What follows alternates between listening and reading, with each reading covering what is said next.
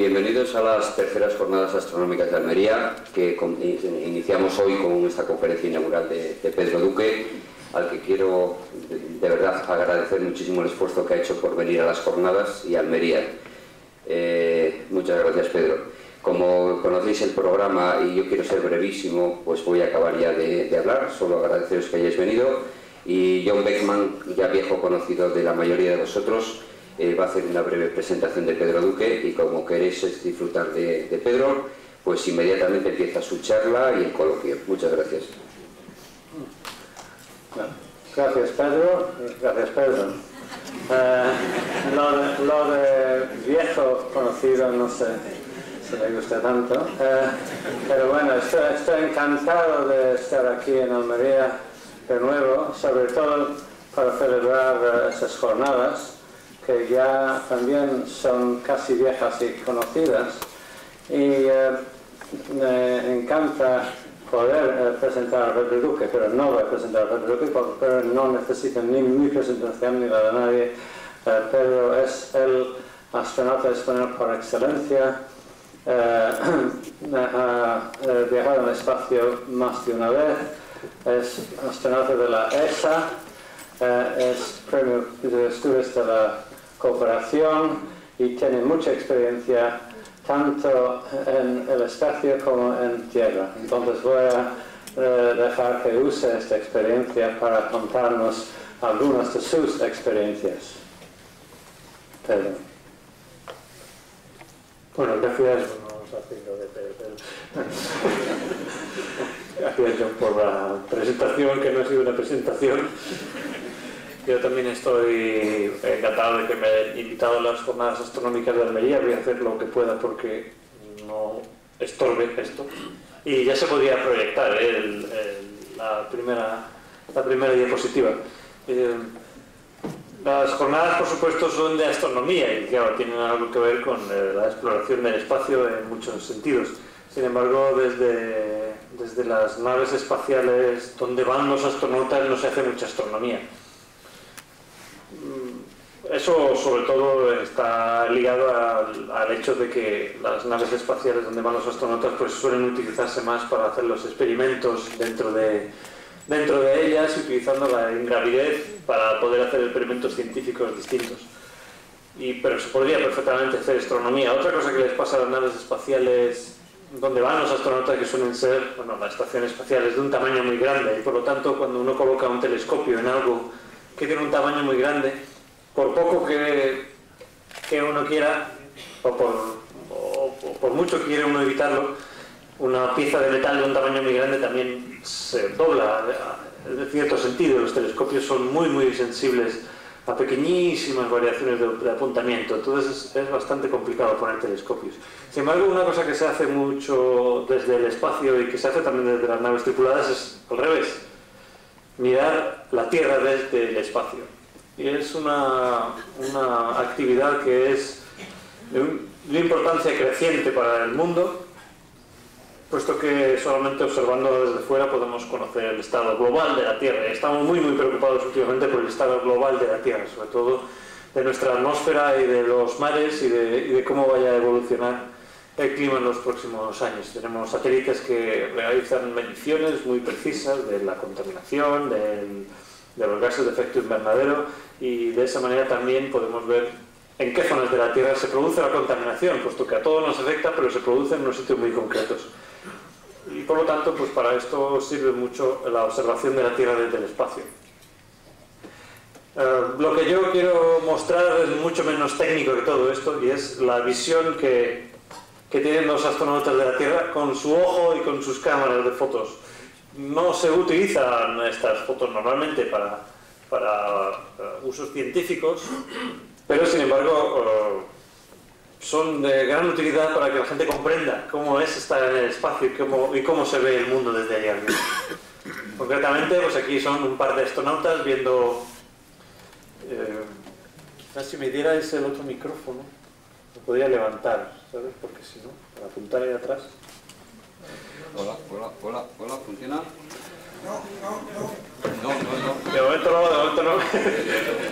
A ver si pueden dar ahora sí. ¿sabes? Porque si no, para apuntar las cosas que se ven va a ser de todas maneras muy difícil. Voy a intentar no estorbar a nadie. Bueno, dos astronautas viendo un color así un poquito insano, la verdad. No sé si es que falta un color del cañón o algo así. Pero bueno, aquí estamos en mi primer vuelo espacial, prácticamente el primer día. Bueno, es el primer día. El símbolo de los astronautas americanos, John Glenn, el primero que dio la órbita a la Tierra, que volvía al espacio con 78 años y yo mismo pues mirando por una de las ventanas del transbordador espacial y con todas las cámaras. El problema que voy a tener es esto de pasar las estas.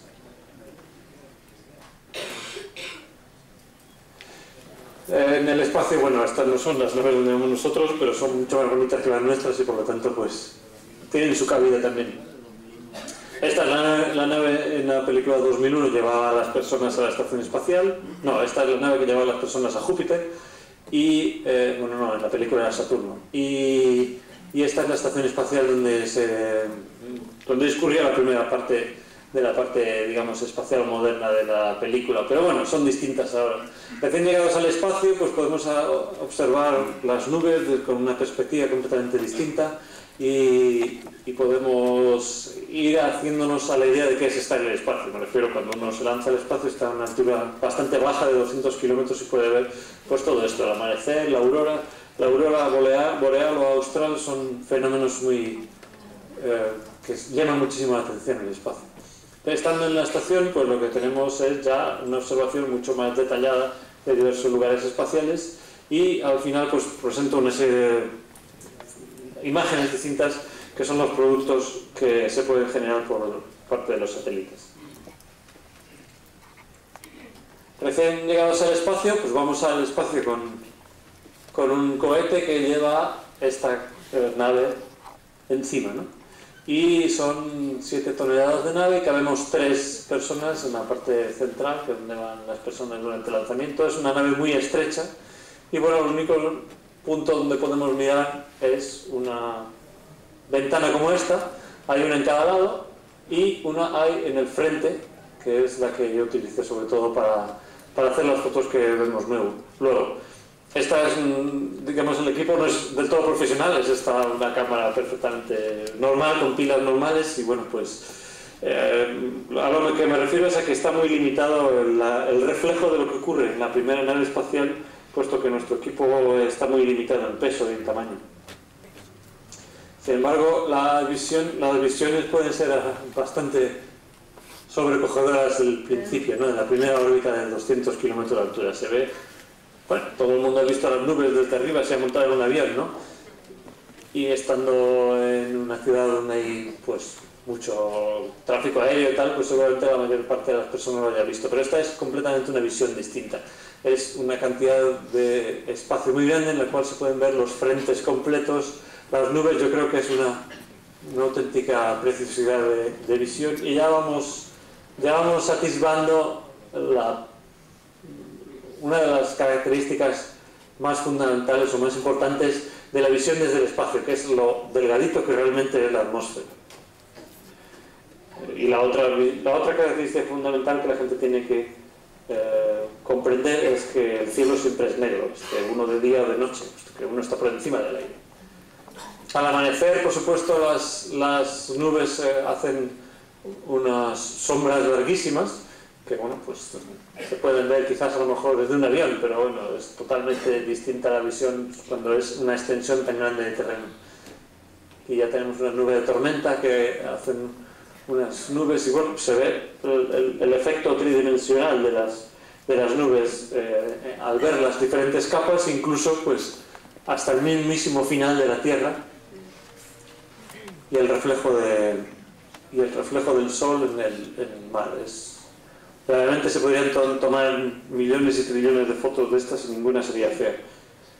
Bueno, aquí vemos el borde, ¿no?, de la ventana.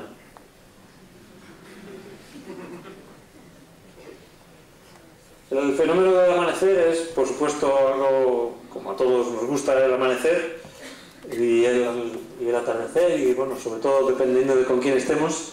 En una nave espacial el amanecer y el atardecer se producen 14 veces al día cada uno. Es decir, damos 14 vueltas a la Tierra cada 24 horas y bueno, pues vamos entrando de la sombra a la luz, de la sombra a la luz y podemos ver el amanecer y el atardecer de forma regular. A mí me parece que los rojos no se muestran mucho, porque desde luego esto es todo rojo, este centro de aquí.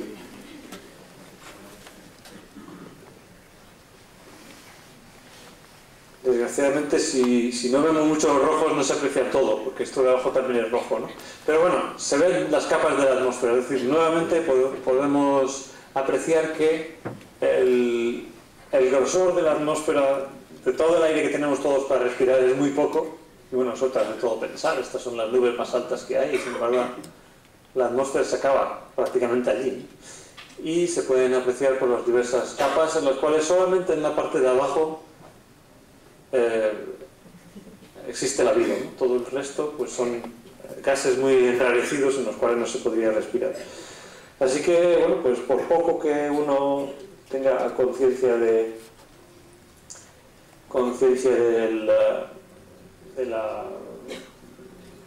lo que estamos estropeando en la Tierra, pues desde el espacio se ve mucho mejor. A veces pues ocurren reflejos, igual que cuando uno mira a un lago completamente quieto, pues puede producirse reflejos de las diferentes capas de agua. Desde el espacio, estando fuera de todas las capas de aire, pues a veces se producen reflejos en los cuales pues el sol no solo se ve directamente, sino que en alguna capa de la atmósfera se produce un cambio de densidad del aire y se ven los reflejos desde dentro. El fenómeno de la aurora, desde luego, es, bueno, teóricamente lo conocemos todos, pocos lo hemos visto, yo desde la Tierra no lo he visto nunca, es el fenómeno de las cargas eléctricas que forman unas especies de cortinas de luces que ocurren sobre todo pues, en el norte y en el sur de la Tierra, o bueno, prácticamente solo en el norte y en el sur de la Tierra, muy al norte y muy al sur, y desde el espacio por supuesto se ven de otra manera, que es pues desde un lado. Pero lo más realmente espectacular que pasó durante nuestro vuelo, y yo creo que debe pasar a todo el mundo, es que bueno, vimos la aurora y nos íbamos acercando a la aurora y terminamos por pasar por dentro. En una especie de cortinas que se abrían y se cerraban al paso de la nave, puesto que son cargas eléctricas, las naves de metal, bueno, pues se iban adaptando a la forma de la nave. Y bueno, realmente una visión espléndida, sin embargo, desde un punto de vista de alguien que sabe algo de ciencia, sabe que todo eso está hecho de partículas con una cierta dosis de radiación y que uno está recibiendo al pasar por dentro de eso una dosis bastante más grande que una radiografía normal. Entonces, pues, también se ve desde diversos puntos de vista. Esta es la estación espacial, lo que decíamos antes, el destino, digamos, de este primer viaje, que se hace, bueno, vamos subiendo a la altura, hasta esta altura de 400 kilómetros. Este es el tubo que representa, pues, la zona habitable de la estación espacial, con algunos tubos que salen para los lados. Y este es el tamaño es aproximadamente unos 50 metros de largo. Por lo que decía que, bueno, para colocar telescopios hay sitio más que suficiente, pero sin embargo las pequeñas desviaciones que pudiera tener lo hacen no muy apropiado. Se llega en la nave y se hacen toda una serie de maniobras muy precisas para conseguir hacer el acoplamiento en unas 48 horas. Tenemos equipos profesionales, ahí sí se pueden hacer fotos realmente de mucha calidad, toda una serie de cámaras, un teleobjetivo incluso de 800 milímetros para sacar los detalles mejores. Hace falta un pulso especial y estar muy entrenado y preparado, cosa que no he conseguido llegar a hacer yo, puesto que hay que estar muchos días y muchas semanas haciendo pruebas. Al estar en la estación espacial, tal como igual que cuando estamos en la otra nave, una de las cosas curiosas es preguntarse dónde estamos. Es decir, uno mira por la ventana, está trabajando, o pasa la ventana, si no mira el ordenador para que el ordenador le diga encima de qué está, es un poquito difícil de saber, incluso si uno está encima de un sitio muy conocido. No sé si alguien sabe dónde estamos aquí. Simplemente la duda ya es suficiente, porque esto es la bahía de Palma y esta es la isla de la Dragonera. Pero claro, cuando uno mira desde la nave espacial, uno no sabe mucho si está para arriba o para abajo. Entonces, cuesta muchas veces bastante el decidir dónde, ver qué parte de la Tierra está uno mirando. Desde luego, el problema mayor es el segundo, y es que volamos tan deprisa que esta escena solamente se puede fotografiar durante 2-3 minutos. Después, al cabo de 5 o 6, la estación se ha ido mucho más lejos y ya no se verá más. Uno de los fenómenos que también se ven muy espectaculares del espacio son los huracanes. Se ven como una cosa, un fenómeno precioso, un fenómeno blanco, como si fuera de algodón. Sin embargo, lógicamente, uno lo que tiene que pensar es qué sufrimiento está causando allí debajo, ¿no? Y si de alguna manera las observaciones desde el espacio pudieran en algún momento ayudar a que se paliaran los efectos. Y luego todo el mundo intenta fotografiar pues su ciudad, ¿no? O su sitio donde vive, o donde están sus amigos, todo esto. Sin embargo, es muy difícil. Las ciudades tampoco son tan fáciles de distinguir, ¿no? Aquí, por ejemplo, hay una. Aquí hay otra. Los campos, un poco hay que mirar donde el patrón, digamos, de cuadraditos de los campos pues se interrumpe. Un poquito de color más gris. A veces es difícil encontrar una ciudad. Yo recuerdo incluso buscar ciudades grandísimas como la Ciudad de México, y como tienes 3 o 4 minutos para buscarla, una ciudad que es grandísima, inmensa, y no conseguí hacerle una foto.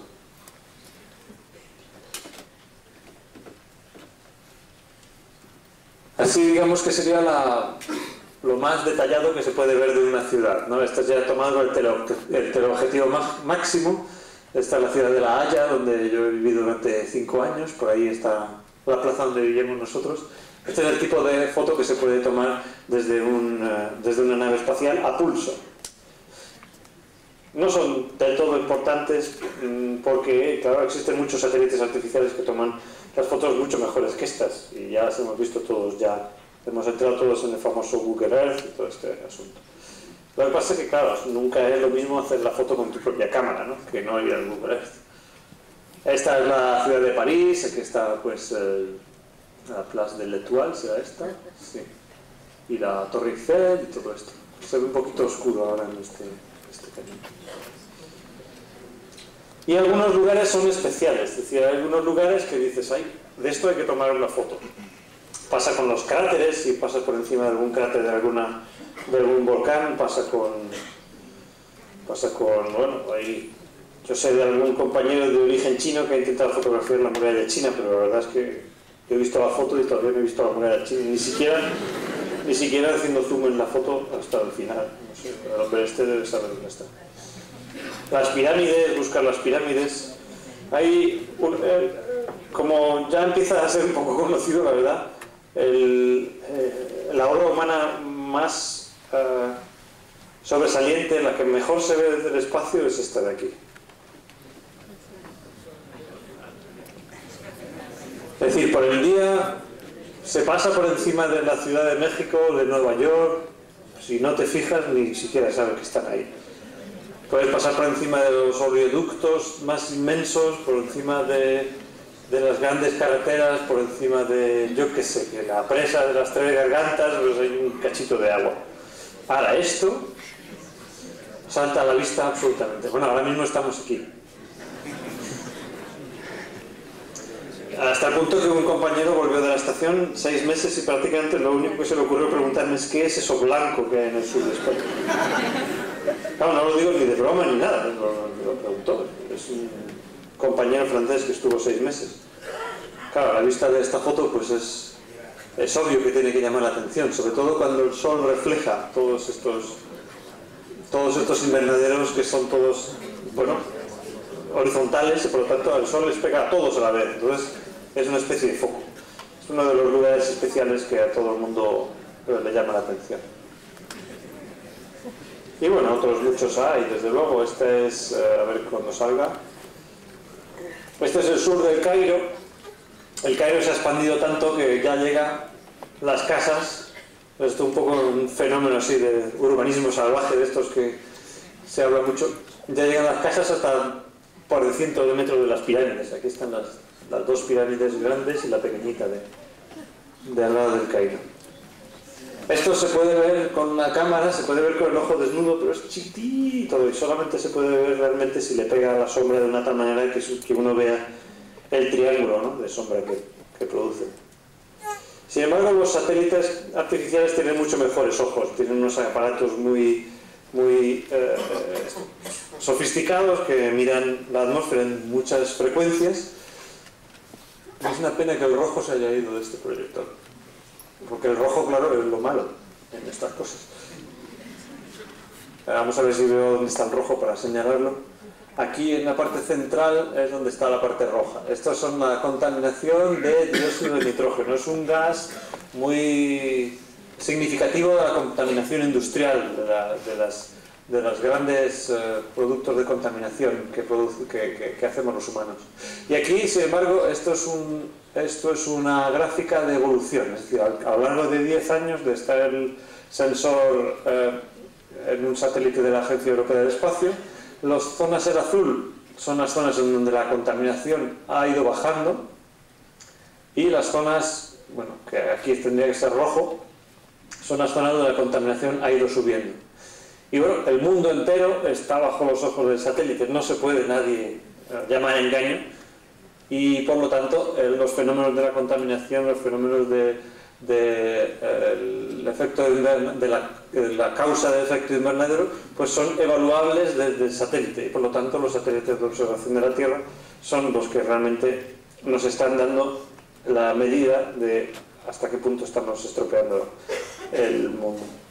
Y bueno, pues para la agricultura desde luego se puede hacer muchísimas cosas. Esto es en lo que nos estamos metiendo ahora mismo, que ahora estoy en la empresa Deimos, que estamos comprando un satélite para hacer esto precisamente. Y bueno, pues se puede pintar de amarillo las parcelas que están regadas y de verde las que no. Y así, bueno, pues se puede hacer un inventario completo para luego repartir el agua de forma equitativa entre la gente. Se puede evaluar la sequía, es decir, dar unos niveles de 1 a 5 de sequía, de tal manera que se pueda indemnizar a la gente que tiene sequía de una forma objetiva y sin tener que mandar un perito a cada sitio, claro. De esta manera, por ejemplo, estamos haciendo ahora la evolución del seguro de pasto en España. España es uno de los pocos países donde el satélite se utiliza para algo realmente operativo, que es la evaluación de los seguros de pastos. Y si el satélite produce un dato que diga que la sequía en una determinada comarca pues pasa de un cierto nivel, entonces se paga el seguro, si no, no.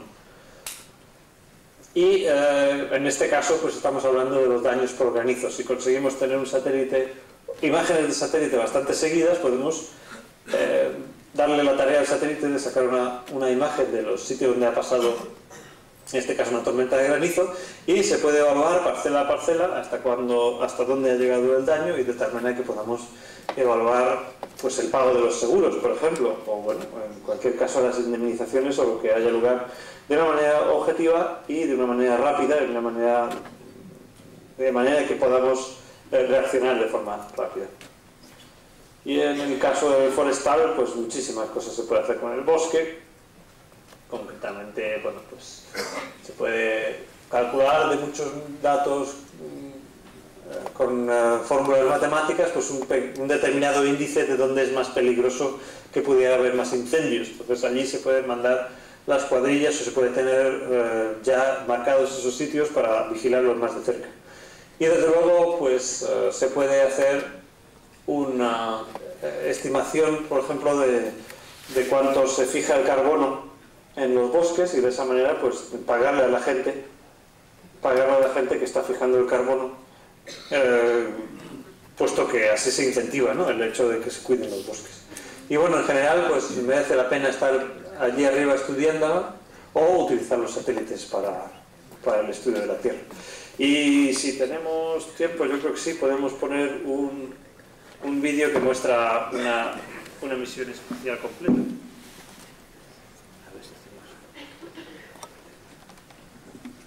Vamos a ver si hay suerte con estas cosas de las tecnologías.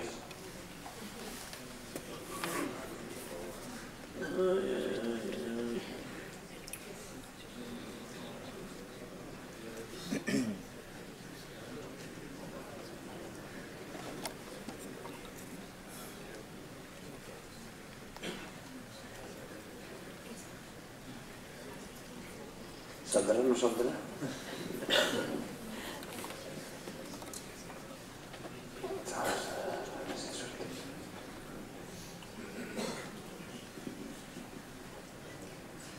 Bueno, el vídeo simplemente ilustra la misión espacial que llamamos Cervantes.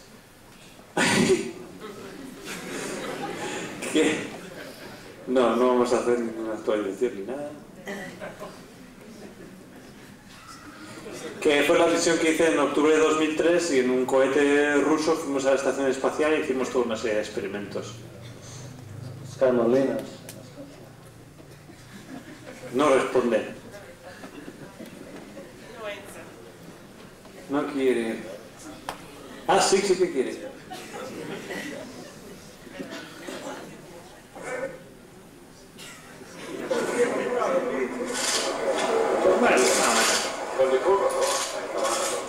Tras haber estampado su nombre en la puerta de su habitación, siguiendo la tradición, el astronauta español de la Agencia Espacial Europea, Pedro Duque, el comandante ruso, Alexander Karayev, y el astronauta de la NASA... Pues las misiones espaciales comienzan con un poquito de ritual, todavía pues son cosas que no ocurren todos los días, que la gente entiende como algo muy especial, como algo en lo cual la gente incluso se arriesga y por lo tanto pues todo el mundo está muy pendiente de lo que hacen los astronautas y bueno, nos ponemos un traje un poquito especial para ir en el autobús. Este traje ya deja de ser en absoluto para la galería, es un traje hermético que nos libraría de la pérdida de atmósfera de la nave en el caso que se produjera cualquier agujero. Esa es una de las cosas que tiene el espacio, es que fuera no hay aire, hay que llevarse el aire consigo mismo. Y por lo tanto pues es un motivo de altísimo peligro si se escapase cualquier tipo de ranura en la nave. Así que lo que hacemos es inflarlo y de esa manera le damos presión para así asegurarnos de que es estanco. Bueno, pues al otro lado del cristal están pues, nuestros familiares, los ministros, en fin, toda una serie de personajes. El traje, como vemos, no está cortado para andar grácilmente. Quizás debería cortar este trozo porque parece como que fuera... El caso es que esta es la pequeña ceremonia en la cual la tripulación se declara lista para el despegue y en ese momento se da la orden de cargar el combustible al cohete. De momento en Rusia pues esta pequeña ceremonia pues sigue siendo importante. Caen unos nubes que vienen del oxígeno líquido que está metido dentro del cohete, aproximadamente 250.000 de kilos de tanto oxígeno líquido como combustible, que se van a quemar en aproximadamente 8 minutos y medio, es decir, diferencia bastante poco de una explosión. Aquí está el cohete en una rampa de lanzamiento y se ilustra el hecho de que en tierra pues sigue habiendo, es decir, hay una gran cantidad de personas en un equipo que controla el cohete desde abajo y todas las actividades que se realizan en la estación espacial. Se aleja todo el mundo a 1 kilómetro de distancia, lo cual pues da una idea de lo mucho que se fían de la tecnología esta, y se pone en marcha el cohete. Bueno, no solo eso, sino que por supuesto es peligroso ya de por sí, el salir el cohete bien incluso. Durante 8 minutos y medio, como decimos, los motores del cohete están funcionando, se desprende la primera fase, la segunda, y ahora veremos pues, el momento en el cual se llega a la órbita, se separa uno del cohete. En ese momento, pues un muñeco que está unido con una goma al panel de mandos, que es una tradición que tienen los comandantes rusos, pues empieza a flotar por la nave. Y ese es el momento en el cual pues, nosotros también flotamos, nuestros libros también flotan por la nave, el combustible flota dentro de los depósitos y finalmente lo que ocurre es que llegamos al estado de ingravidez. Aquí es donde se ilustra pues es la vista de la Tierra desde ahí.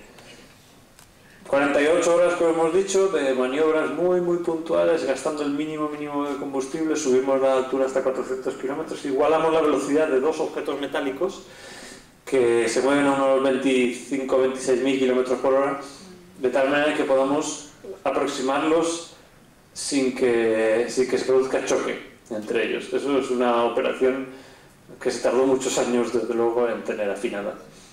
Nos saludamos con los tripulantes actuales de la estación, que son 6, o sea, en total puede haber pues hasta 6 tripulantes, pero bueno, estaban 2, que son las 2 personas que están delante.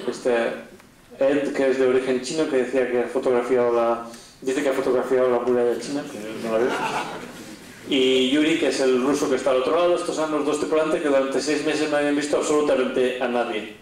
Es decir, habían estado allí aislados y solamente habían visto pues, por foto o televisión. Y los otros 3 somos los que llegamos allí. 2 de ellos harán el relevo, se quedarán 6 meses, y a mí concretamente me toca, después de los 10 días que dura el relevo, en el cual pues estaré haciendo intensamente experimentos científicos enviados por Europa y por España, pues volver con los que estaban antes. Esta es la manera de desplazarse. Hay que, por supuesto, aprender a utilizar los pies, pues más que nada solamente como apoyo, es decir, para engancharlos por debajo de asas o de otras cosas para no salir flotando y poder trabajar en el sitio. Y bueno, toda una serie de aspectos, como por ejemplo el hacer gimnasia en este aparato de medio pesas que está como en el techo. Son importantes, son los aspectos para poder conservar la fuerza de los músculos y el calcio de los huesos mientras está uno en ingravidez, porque la ingravidez es un estado sumamente cómodo, al cual se acostumbra uno enseguida, pero sin embargo, lógicamente, al volver a la tierra, al volver a lo incómodo, el acostumbrarse cuesta más, y por lo tanto pues hay que tratar de acostumbrarse lo menos posible a la ingravidez. Esto pues son los experimentos científicos que hacíamos. En este caso este es de neurología. Es una afirmación que hemos hecho para las facultades de física para poder mostrar pues, lo que ocurre en un sólido que inicia su giro alrededor de un eje no principal de inercia, en fin, todas estas cosas que estudiamos en física pero que somos incapaces de mostrar nunca, porque un sólido que no sufra ninguna fuerza por ningún lado es imposible tenerlo en un laboratorio porque siempre se caería al suelo. Seguimos haciendo experimentos científicos, en este caso pues el mismo experimento de neurología pero utilizando electroencefalograma, y aquí vemos pues la estrechez. Es un poco difícil encontrar un espacio donde uno esté fuera del pasillo central y sin embargo pues tenga sitio suficiente como para hacer estos experimentos en tranquilidad. Y la vista desde la Tierra, pues como hemos visto, aquí se ve bueno, mucho peor lógicamente que en una foto, porque las calidades de los vídeos pues no llegan a dar tanto. Y seguimos con otros experimentos, en este caso experimentos de medicina. Este es el comandante marcando una muestra de sangre que me había sacado a mí seguramente. Y este, por ejemplo, es otra vez el mismo experimento, pero ya realizado en ingravidez. Ahí está uno mirando una pantalla y viendo las reacciones que causa unas determinadas imágenes que simulan, digamos, el estar en tierra.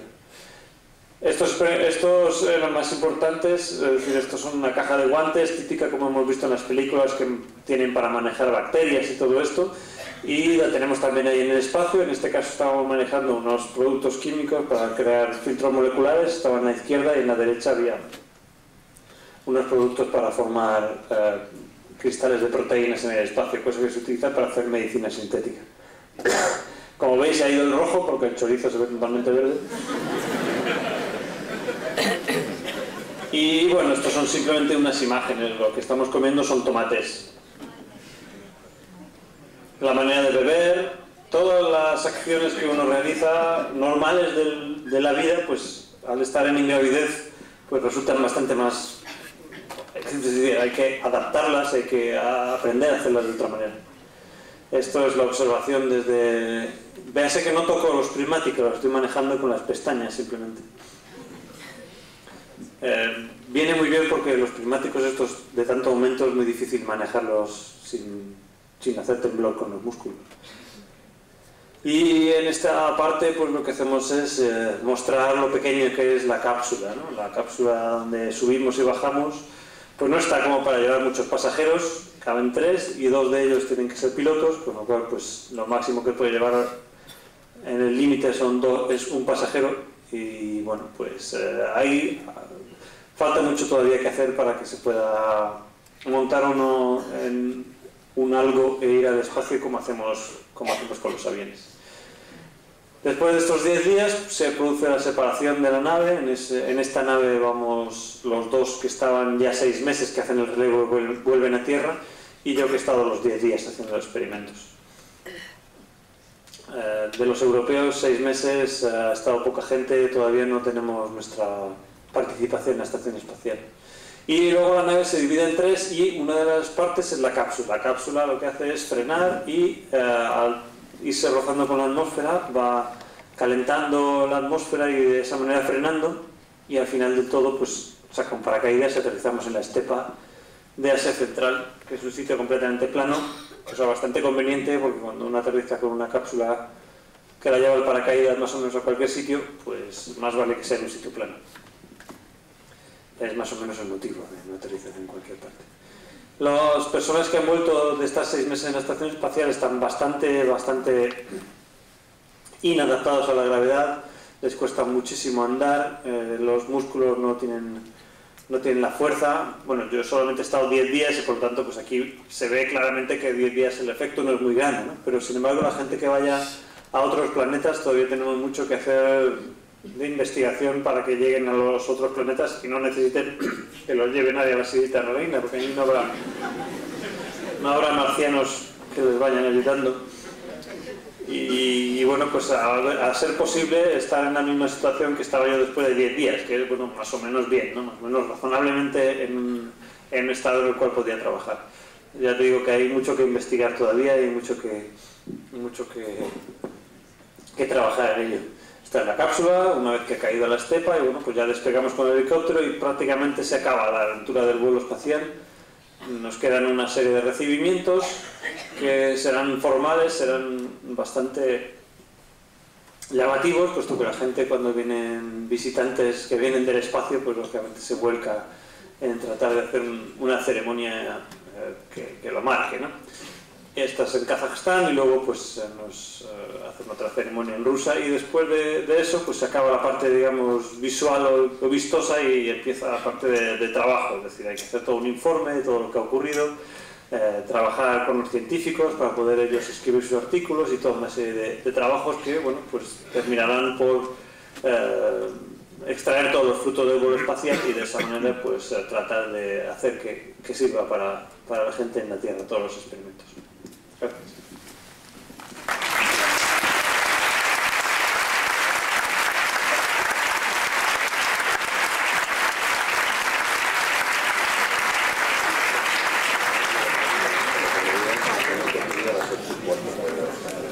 Pues, muchas gracias, Pedro, para compartir un poquito de tus experiencias con todo el mundo. Entonces, podemos empezar con preguntas yo creo que sí, ¿no? ¿Cuánto tiempo tenemos? Aproximadamente media hora o algo así. Como mucho, sí. Ok. Pues,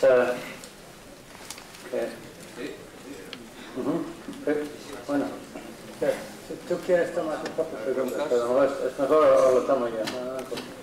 No, claro, que pregunten y así directamente. Sí. Pues, yo ahora cierro la pantalla esta que no me están viendo, lo siento. Pedro, sí, yo quisiera hacer una pregunta, supongo que eso estará hecho y que además es muy sencillo. El clásico experimento de escuela primaria de hacer germinar a una judía y claro, el tallo nace hacia arriba y la raíz hacia abajo. Supongo que se habrá hecho también en ausencia de gravedad. ¿Qué es lo que pasa en ese momento? Sí que se ha hecho y es uno de los experimentos más importantes que se han hecho porque es para los niños. Es decir, se ha hecho muchas veces, desde el punto de vista científico, pues ver qué es lo que hacen las raíces, cuando uno germina un montón de...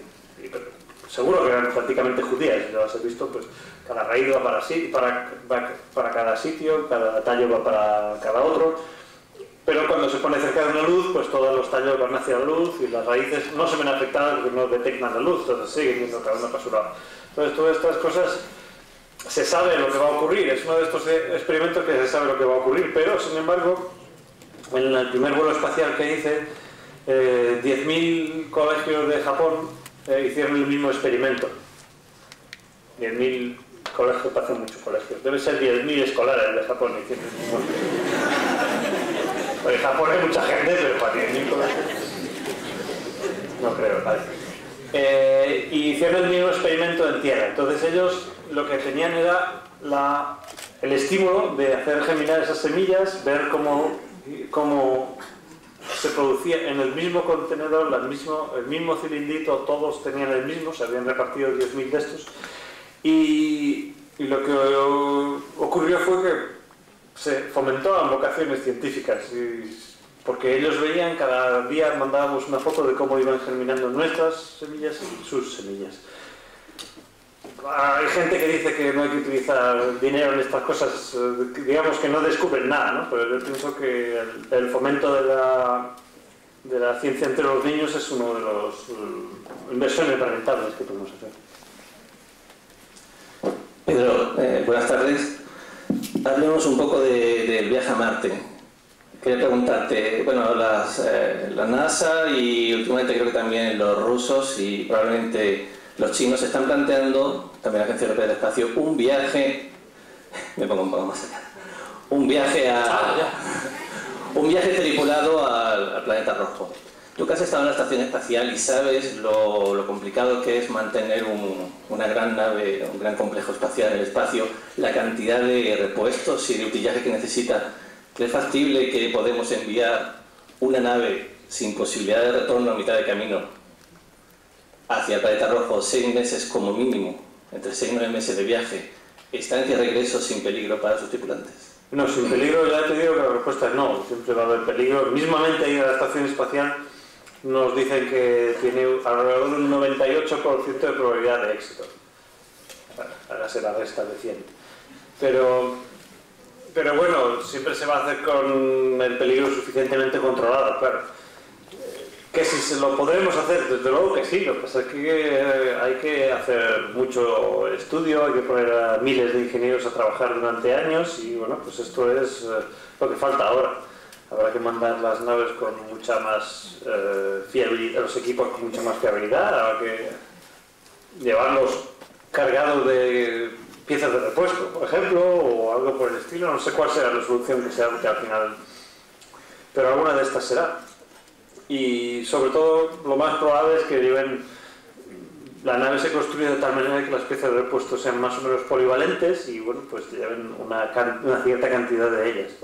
Porque lo que no podemos hacer es una nave tipo como el transbordador que tiene, digamos, 4 sistemas para todo, porque al final pues termina por ser un poquito demasiado grande. Seguro que lo conseguiremos si nos ponemos a ello, pero sí que es cierto que falta mucha inversión y como mínimo en el momento que haya realmente el impulso todavía tardaremos por lo menos 10 o 15 años de desarrollos tecnológicos hasta llegar a ello. Ahora mismo de momento realmente se habla solo de volver a la Luna de momento. El plan es, desde luego, de la NASA de Estados Unidos de ir a Marte en algún momento, pero todavía no está poniéndose el esfuerzo en eso. Sí, buenas tardes. ¿Podría explicar, por favor, de un modo breve, el funcionamiento de los girohorizontes de la nave y si en algún momento lleva girohorizontes? Entiendo. El transbordador lleva de eso, sí. Sí. Porque funciona como avión pero yo creo que ya no lleva, se los han quitado por pantallas, creo. ¿Por qué? Porque tiene un momento en el que... No, solamente me refería a cuál era el movimiento angular de cada uno de ellos y si en alguna fase del vuelo hay alguna sensación de vértigo, de desorientación. Bueno, en el transbordador sí que hay un horizonte de estos y bueno, lo que hace es leer los ángulos de posición del ordenador y pum, pone la Tierra un poco más o menos como tiene que ser, ¿no? Me pasa que no se mira casi nada de eso, solamente se mira durante la fase de aterrizaje, que es cuando funciona más o menos como un avión y tiene sentido el aparato ese. Un giro horizonte es esto, una tierrita que está metida dentro de una ventana y te muestra más o menos cómo está, para arriba, para abajo, para la izquierda, para la derecha. Y en los aviones pues se utiliza mucho cuando está metido en una nube, porque es muy difícil saber si tu ala izquierda está más alta que la derecha si no ves nada, absolutamente, más que una especie de botella de leche a tu alrededor. Y bueno, pues de alguna manera te tienes que fiar, y eso pues tiene un giróscopo y tal, y entonces lo indica. Que si hay una sensación de vértigo desde luego el que tenga vértigo seguramente va a tener vértigo en un cohete y en una nave espacial.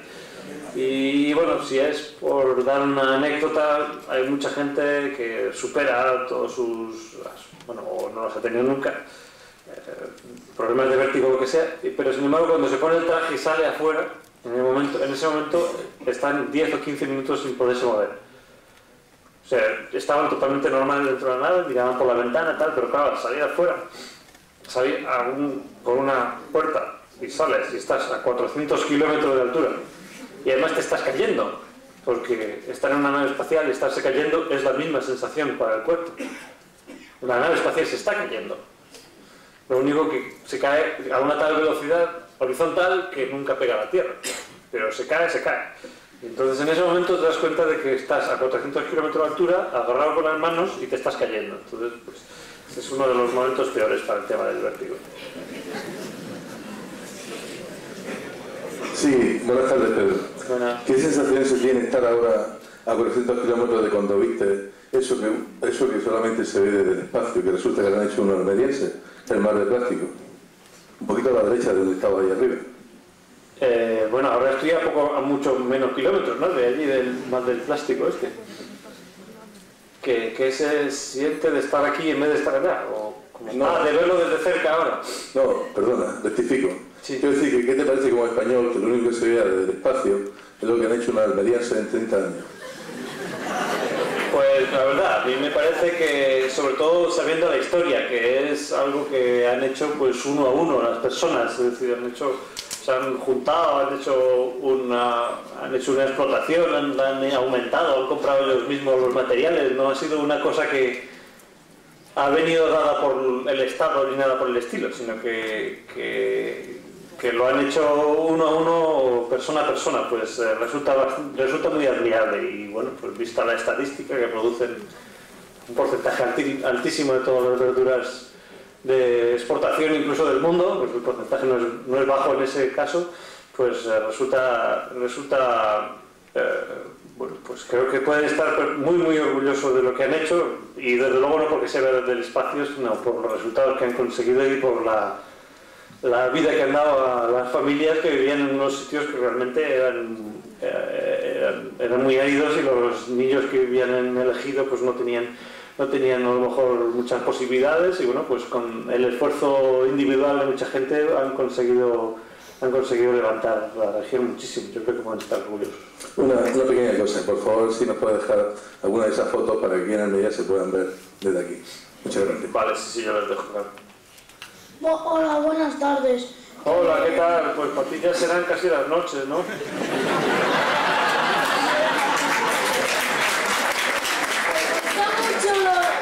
¿Cómo hacéis vuestras necesidades en el espacio? Pues eso es otra de esas cosas que uno tiene que un poco aprender, pero sobre todo ha habido que inventar un aparato. Claro, lógicamente al principio pues uno iba al campo y ala, ¿eh? Y luego inventaron pues lo que ahora llamamos el retrete, que es una cosa en la cual pues utilizas, si te das cuenta, empiezas a pensar con tus conocimientos así de un poco de cómo funciona el mundo, pues la fuerza de la gravedad es la que tú esperas que te ayude a separarte de lo que ya no quieres ver más. No hay otra cosa, es decir, utilizas la gravedad, por eso está abajo. Sin embargo, como en el espacio pues no podemos utilizar eso, pues lo que se ha hecho es un aparato bastante parecido, pero utiliza corrientes de aire. Simplemente pues se sustituye esa fuerza de la gravedad por una especie de aspirador, es como un aspirador suficientemente fuerte como para funcionar y lo suficientemente flojo para no...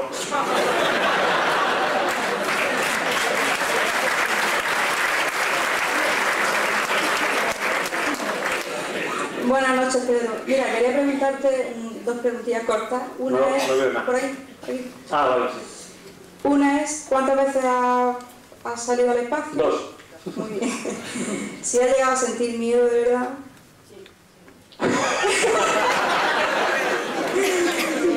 ¿Me contesta todo el mundo por mí? Y luego escuché en televisión que una vez que retorna a Tierra, los astronautas miden menos, ¿es cierto? Miden menos. Se mide menos.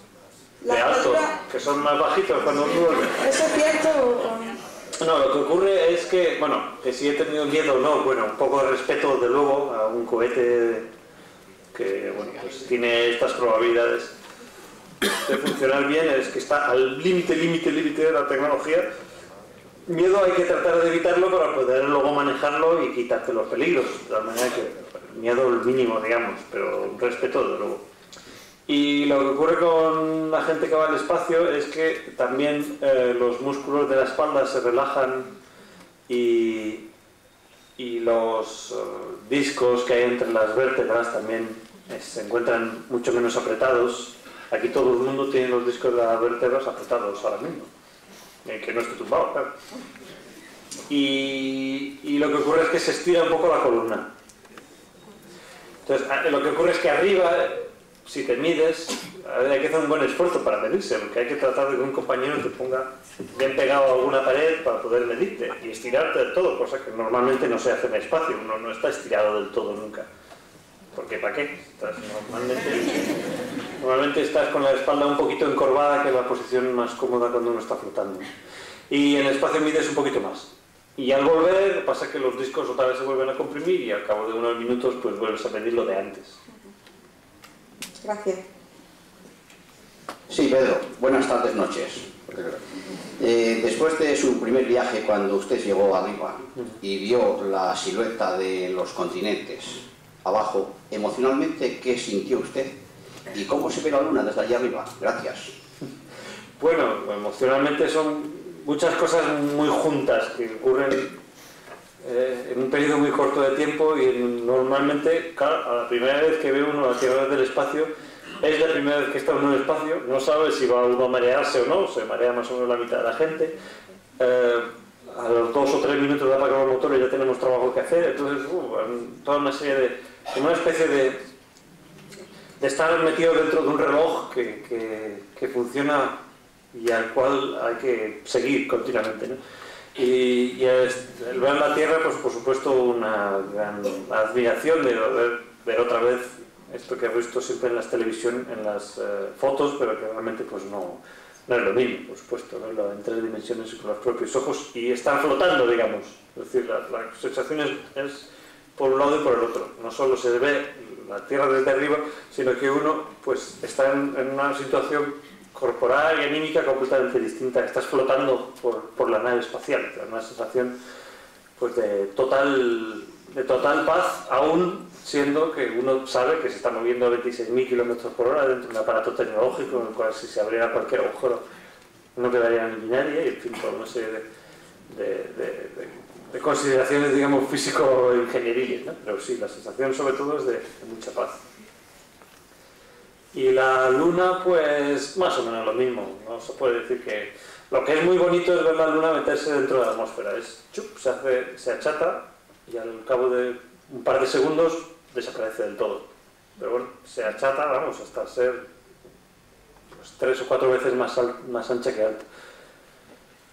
Ver el cielo desde allí no es gran cosa, porque el cristal que tenemos es así de gordo y es doble, y lógicamente no es lo mismo que verlo desde las montañas que están aquí al lado, que se tiene que ver el cielo de maravilla. Es mucho mejor desde aquí al tiro de un coche hasta la cumbre que no desde la estación espacial, por esto, porque tenemos que ver con un cristal muy gordo. Sí, hola, buenas noches, por aquí. A ver, ¿qué se está haciendo, qué se está investigando respecto a gravedad artificial? Tú estás comentando continuamente que el principal problema, la principal característica es que estáis siempre flotando, que estás siempre sin punto de apoyo y que tienes que tener agarraderos continuamente. ¿Hay alguna línea de investigación en ese sentido, de intentar hacer naves que tengan gravedad artificial, bien con la fuerza centrífuga o con algún otro sistema? ¿Qué nos puede decir? Bueno, no se conoce ninguna manera más de producir esa sensación en el cuerpo que la fuerza centrífuga, es decir, las estaciones redondas estas que imaginaba Arthur Clarke y que por supuesto son posibles, o con una masa inmensa del tamaño de un planeta, que eso no tiene sentido, claro, y que vaya rotando contigo, con lo cual pues, afectaría a la Tierra, montaríamos allí una que no veas. Entonces la única manera es por la fuerza centrífuga. Y bueno, lo que pasa es que en el tiempo de Arthur Clarke, los últimos años 50 y tal, cuando escribió esta novela, lógicamente la gente no sabía cómo iba a ser la cosa y se pensaba que la ingravidez pues, podría ser un estado francamente insostenible, ¿no?, para las personas, y por lo tanto también en la propia nave, también se llama Discovery, que es la que les lleva a Saturno en la película, a Júpiter en el libro, también hay un trozo así centrífugo para que puedan correr y tal. Eso desde luego es el ideal. El estado de ingravidez es muy cómodo y se puede vivir perfectamente en él. Entonces el hacer una estación circular, en la cual habría que gastarse 100 veces más que en hacer una estación cilíndrica, puesto que los cilindros se hacen de piezas que caben dentro de un cohete. Una estación así circular, yo mismo ni siquiera sé cómo la mandaríamos al espacio ahora mismo. Tendrían que ser cientos y cientos de cohetes, alguien que la montara ahí arriba, un montaje muy gordo. Entonces el ideal es, y yo creo que todo el mundo estaría de acuerdo si se preguntaran a otros expertos que hayan tenido alguna experiencia en este sentido, es toda la nave, como la nave Discovery, toda la nave en ingravidez, salvo un trozo donde uno pueda a lo mejor correr o tener una actividad más física normal, de tal manera que pueda uno estar adaptado a las condiciones de gravedad al llegar al nuevo planeta. Con permiso, voy a hacer una pregunta. Yo veo lo de ser astronauta como una gran aventura, obviamente, tanto para vosotros como para la humanidad. Es obviamente es una aventura de las más emocionantes que hay. Pero desde el punto de vista de la ciencia y de la investigación, se dice que, bueno, es obvio que hay que gastar mucho dinero para proteger la vida de los astronautas y para asegurar su vuelta con seguridad. Entonces, ¿cuál realmente sería el papel constructivo del astronauta en cuanto a la investigación, dado que es mucho más económico hacerlo de forma robótica? Bueno, depende de qué tipo de investigación. Es decir, que Europa ha construido una nave automática de investigación en microgravedad llamada Eureka, que había que lanzarla con el transbordador espacial y después volverla a recuperar. Hicimos un solo vuelo, la nave costó, mínimo debía costar 700, 800 millones de dólares y unos 1000, tanto la ida como la vuelta. Al final ha costado mucho más que el laboratorio Columbus, pero de lejos. Es decir, es una cuestión de tamaños, más que nada. Cuando se lanzan personas al espacio, lógicamente las naves tienen que ser bien gordas, porque tiene que haber la gente dentro. Y al final pues termina por ser bastante caro por ser grande, puesto que es poner cosas en el espacio. De hecho, nosotros cuando hacemos un proyecto espacial, normalmente la primera tasación así burda de cuánto nos va a costar es por kilo. Una nave de 100 kilos, tantos millones. Al final, cuando uno haga expediciones científicas que vayan a Marte, al final va a haber que llevar tanto equipo que llevar a los astronautas no va a ser no creo que vaya a ser una diferencia gigantesca. No creo que va a ser un factor de 10 de coste en absoluto.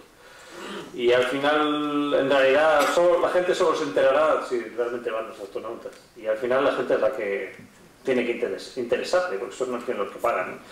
Y yo creo que esos son factores, como dices, de la aventura que son importantes, pero además creo que muchas de las investigaciones pues, solo se pueden realizar con una cantidad de equipo tal que tendrá que haber alguien allí manejándolo. Y así funciona el mundo. Es decir, la tuneladora que hace los túneles en Madrid no va sola, hay un montón de gente alrededor que va controlando que no se salga el tornillo, que vaya por su sitio, que todas estas cosas. No tenemos sistemas automáticos tan buenos todavía. Gracias, muy bien. Sí, yo quería preguntar, ¿qué universo es más infinito, el telescópico o el microscópico? No sé si viene a pues no sé, esto es una cosa... ¿Cuál sería la medida de lo infinito en este caso? Lógicamente es más gordo el telescópico que el microscópico. No tiene en tamaño. Pero si a lo que se refiere es si hay la cantidad de variedad, por ejemplo, podríamos dar como una medida de la infinitud, es decir, la cantidad de posibles estados de la materia en uno u otro, desde luego los dos se unen en un punto, que es el Big Bang, ¿no? Y ahora mismo solamente podemos estudiar uno o estudiar otro. Y ese es el gran desafío de la astrofísica. No es estudiar lo que está a millones y millones de años luz, sino que es estudiar qué pasa a millones y millones de años luz que hace que conozcamos mejor nuestro mundo microscópico ahora. Y eso precisamente yo creo que es la mejor respuesta. Pedro, buenas tardes. Yo quería saber si es viable en una misión espacial para desviar el asteroide que se va a aproximar a la Tierra dentro de 16 años. Bueno, es viable y bueno, tenemos proyectos y tal. Lo primero es que el asteroide pues, va a aproximarse a la Tierra, hay una cierta probabilidad, que sigue siendo pequeña, de que produzca un impacto. Lo que tenemos que hacer es, en el momento que podamos, poner los medios para ello.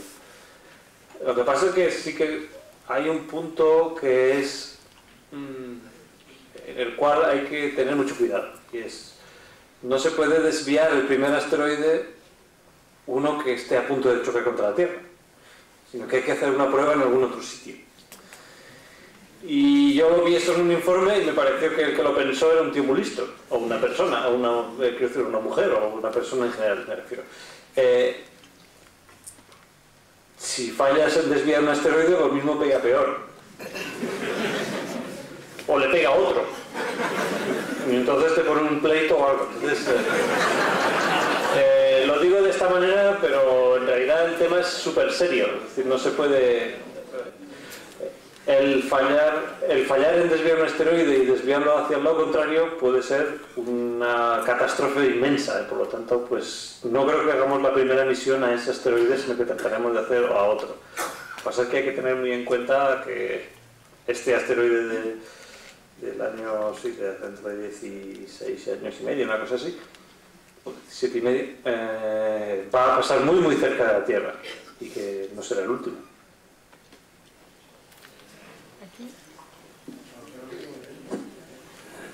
Hola, buenas noches. Me gustaría hacerle dos preguntas, si puede ser. Ven. La primera era, ¿qué siente usted desde el momento que le ponen el traje hasta que llega usted a la nave y vuela hacia el espacio hasta ensamblar lo que sería con la... Y entonces hasta venir a Almería, ¿no? No. Es el sentimiento que usted tiene en el cuerpo para saber... Desde muy pequeña me ha interesado saber lo que siente el astronauta. En el momento que va en la nave, que hace el viaje, que sale de lo que sería el globo terráqueo. ¿Y la otra? ¿Qué opina usted sobre la materia negra? Que están varios teóricos físicos examinando el poder reducir el tamaño de la distancia que va por detrás de la nave y aumentar el que va por delante para hacer los viajes más cortos. O sea, el de la materia negra utilizarlo como combustible, como medio de expansión. Esto se lo voy a dejar a un astrofísico. Bueno, son muchos los sentimientos que pasan dentro de uno cuando se aproxima a un cohete. Lógicamente tratas de no tener el sentimiento de dónde me he metido y me voy a ir a otros lados, ¿no?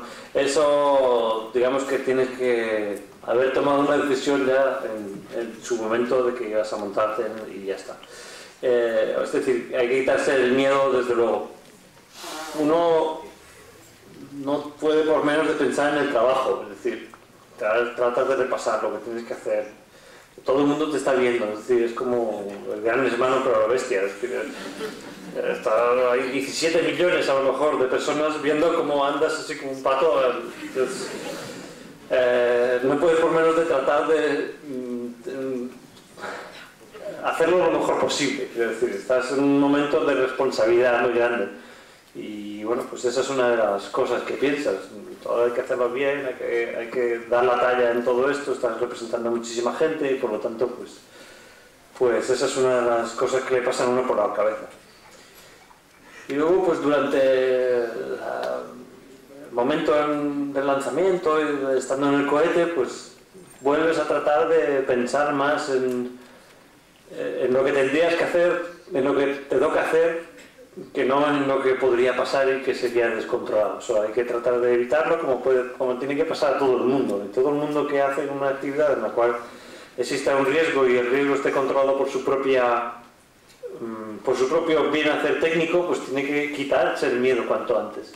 Si estás colgado de una pared de piedra y vas a poner el próximo clavo, lo último que tienes que pensar es qué va a pasar si sale este clavo. Tienes que quitarte esas cosas de la cabeza, entonces no haces el trabajo correctamente, no clavas el clavo y te caes, porque no lo haces bien. Entonces lo importante es tratar de hacer las cosas bien y tratar de quitarse cualquier sentimiento de miedo. Y lo de la materia negra, no sé si vamos a... Yo no sé ni qué decir. Probablemente acepto el reto de la segunda pregunta. La respuesta es así, que es concebible distorsionar el tiempo y el espacio para intentar viajar más rápidamente, pero las leyes de la física son ineludibles y seguramente si lo haces gastas igual o más energía del combustible en el cohete normal. Esa realmente es la respuesta. Pero me gustaría saber cómo dormir. Pues dormimos físicamente, dormimos dentro de un saco de dormir y el saco pues no tiene gran cosa especial. Un poquito tiene para sacar los brazos, por eso tienen más o menos todos los sacos de dormir, sobre todo si los usas en verano.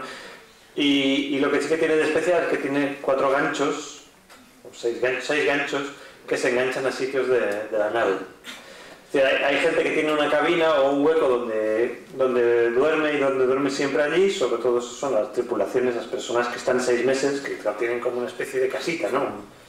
Su habitación, digamos.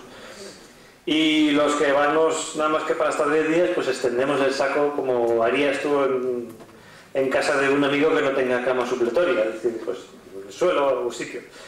Como en la nave espacial estás flotando, dentro del saco también estás flotando.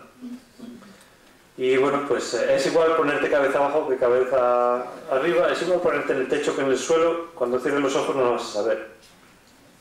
Es una ocasión que utilizamos algunos para colocar el saco en el techo, por ejemplo, para luego pues poder contarle a tus amigos que lo has hecho, ¿vale? No porque tenga ningún interés especial. Y luego hay gente que tiene manías de dormir, me imagino que le pasará a muchos del público, que unos pues necesitan la manta y en verano pues no pueden dormir, otros necesitan la almohada y si van a un hotel que la almohada sea de otra manera pues les cuesta dormir y bueno, pues pasa igual a los astronautas y a todo el mundo, ¿no? Los astronautas pues son gente como todos los demás con una carrera distinta y para eso pues en el saco pues hay como una especie de almohada, pero claro, como la cabeza no pesa, pues ¿cómo haces? Pues, hay como una cincha que te aprieta contra la almohada y hay gente que de verdad lo usa eso. Y luego hay otra cincha así como para el pecho y como para el vientre, para que te aprietes así, para la gente que le gusta estar apretado. Yo he visto de todo. Tengo algunas fotos de gente durmiendo que son verdaderamente graciosas. ¿El osito de peluche? El osito de peluche. Eso estaría bien, pero con velcro, para que no... Por la noche cuando te duermes... Bueno, a los niños todos se les cae el osito de peluche, lo sé perfectamente. Lo único que pasa es que en una nave espacial se te escaparía el osito de peluche y lo mismo te lo encontrabas a 45 metros de distancia, metido en un rincón y no lo encontrabas en la vida. Hola, a mí me gustaría saber, durante su exposición ha dicho que están muy preocupados por la atmósfera. Si podía explicar un poco más esta afirmación. Bueno, yo me refiero a que todos estamos ahora la humanidad entera está bastante preocupada por la atmósfera, por los gases de efecto invernadero, por la contaminación que produce tanto el efecto invernadero como pues, otras cosas, como nubes tóxicas o lo que sea. Y sobre todo lo que decía es que desde la nave espacial se aprecia la verdad, que todos debemos saber de los libros, pero que se aprecia muy bien allí, que la cantidad de aire que hay sobre la Tierra tampoco es tanta. El grosor de la atmósfera es más o menos lo mismo que el grosor, si la Tierra fuera una manzana, pues sería como la piel. Es decir, que es muy poquito la cantidad de aire que tenemos si nos ponemos a pensarlo, y que si contaminan en un sitio, pues nos va a afectar a todos en todas partes. Y por lo tanto, pues no me refiero a que los astronautas estén especialmente preocupados, sino que bueno, pues hay una conciencia a lo mejor un poco más intensa del problema este. Hola Pedro, a mí me gustaría saber cómo surgió tu vocación y qué formación tiene que tener un astronauta. Bueno, yo tenía 6 años cuando Aldrin y Armstrong pisaron la Luna y se vio por la televisión y todos estábamos muy concienciados con ellos, y me imagino que en ese momento pues todos queríamos ser astronautas, los que teníamos en ese momento 6 años o 8 o 10. Y bueno, pues todos pues, nos fuimos encaminando a diferentes actividades. En España en los años 60 y principios de los 70 las oportunidades no eran muchas para gente que quisiera dedicarse a la ciencia o a la tecnología. Había muy pocas áreas de ciencia que estuvieran realmente desarrolladas.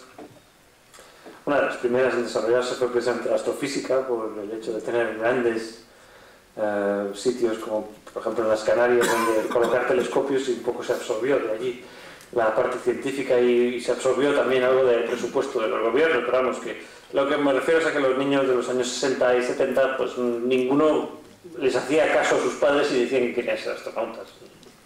En España podría ser. Así que bueno, pues todos nos encaminamos a diferentes sitios y bueno, pues hubo suerte. En este caso, para ser astronautas falta mucha suerte, y España pues ha mejorado mucho, ha avanzado muchísimo, y yo creo que ahora los niños pues tienen que pensar que pueden ser lo que quieren, y lo que no tienen que hacer es tener un espíritu de dejarlo, ¿no? Es decir, que pueden hacer lo que quieran y por lo tanto pues tienen que esforzarse, porque el hacer lo que quieras es lo mejor que puede pasarte en la vida, desde luego. ¿Qué formación tiene que tener un astronauta? Pues se pide una carrera de ciencias o de ingeniería. Lo normal es, lo básico es eso, una carrera de ciencias o de ingeniería, el haber pasado pues normalmente lo que se llama un máster en otros sitios, que ahora empieza a llamarse aquí también lo mismo, un máster, pues una carrera de estos de 5 años, una cosa así, pues para tener una base sólida de muchas cosas, y sobre todo también no solo de la base práctica sino de la teórica, pues para que se puedan explicar muchas más cosas y cómo funciona la nave. Entonces, y se pide cualquier ciencia. Yo conozco hasta geólogos, creo que la parte es un poco menos indicada, y también medicina, y luego de ingeniería pues todas son aplicables más o menos, sobre todo aeronáuticos y telecomunicaciones, estas cosas que están más relacionadas con las tecnologías espaciales, sobre todo el aeronáutico o aeroespacial. Eso es lo que digamos entra un mayor porcentaje, ¿no? Pero vamos, que cualquiera de esas carreras sirve. Y luego pues no se puede ser una persona que esté todo el día estudiando, es decir, que no es el saber lo que al final va a contar, sino el hacer. Y por lo tanto, pues aparte de eso, si se puede hacer alguna otra actividad, aparte para la materia de la salud, pues para demostrarse a sí mismo que uno es capaz de tener la propia vida y la seguridad sobre el control propio, y ser capaz de superar eso, como por ejemplo pues el buceo con botellas o el que sea, alpinismo, espeleología, volar aviones, yo qué sé, todo ese tipo de actividades en las cuales uno tiene que aplicarse a hacerlo bien, o si no, pues puede pasarle algo. Y estas cosas yo creo que se cuentan bastante, y yo creo que para todo el mundo es bueno hacer algo de eso, aunque sea, no sé, montar en bicicleta y subir puestos de montaña, lo que sea. Vamos, una actividad que se haga fuera, eso también es importantísimo. Bueno, vamos a ver, nos gustaría que la gente, porque hay muchas manos que se han levantado para pedir la palabra. Pedro Duque tenía que coger un avión, ya le ha costado bastante venir hoy a Almería con el avión. y no puede perderlo de ninguna manera. Entonces hay un coche esperándonos, nos tenemos que ir inmediatamente, pero hay un grupo de sordomudos aquí siguiendo la conferencia con su traductor y demás, y me han pedido encarecidamente una pregunta, te la vamos a traducir, claro, o te la vamos a traducir, y va a ser la última ya, como colofón. Siento muchísimo que todos los demás que quieren, que son muchos, no puedan, pero es que de verdad no puede perder el avión de vuelta. Bueno, yo lo que quería decir, bueno, si una persona sorda podría trabajar o ir, no sé, ir a la luna o trabajar de astronauta, ¿podría ser o no? Bueno, lógicamente se trata de como para todo, adaptar las cosas de tal manera que no se necesiten los 5 sentidos en todo momento. Es decir, lo que será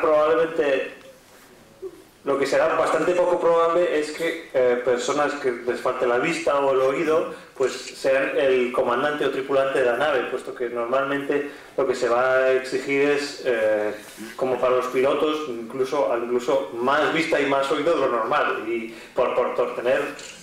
porque se tenga un cierto margen en la nave. Tanto hay luz como hay sonido para indicar las emergencias, pero es bueno no perderse ninguna de las dos cosas.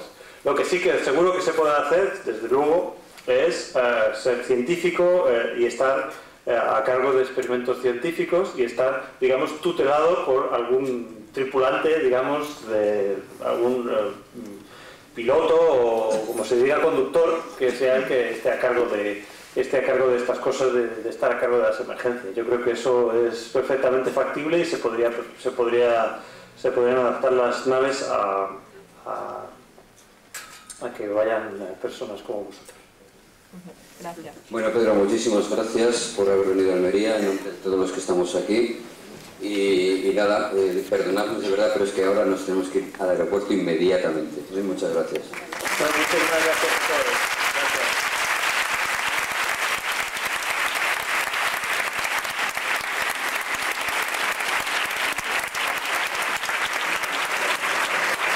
Gracias a todos por vuestro interés y hasta la próxima.